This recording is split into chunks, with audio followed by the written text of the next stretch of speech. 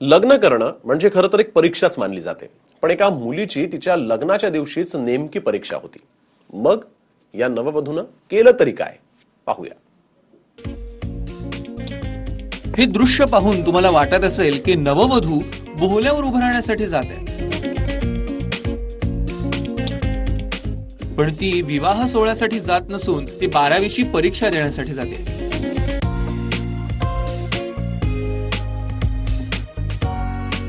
कर्मधर्म संयोगानं मोहिनीच्या विवाहाचा मुहूर्त आणि परीक्षेची तारीख एकच आल्यानं तिनं शिक्षणाला महत्व देत नववधूच्या वेशात 12वीचा मराठीचा पेपर दिलाय.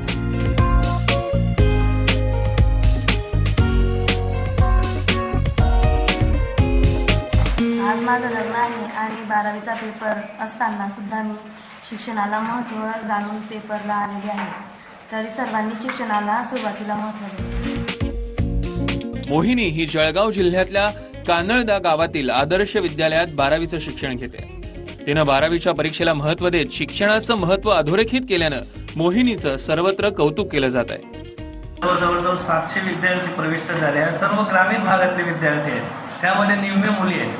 परंतु विद्यार्थी वर्षभरामध्ये काही पिरियडला दांडी मारतात, पण परीक्षेला 100% उपस्थित करतात.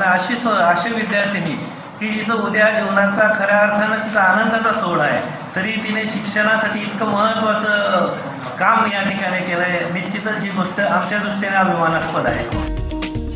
लग्न हा माणसाच्या जीवनातील एक महत्वाचा संस्कार आहे, मात्र हा संस्कार पूर्ण करताना शिक्षणही अत्यंत महत्वाचं आहे हे मोहिनीनं दाखवून दिलंय.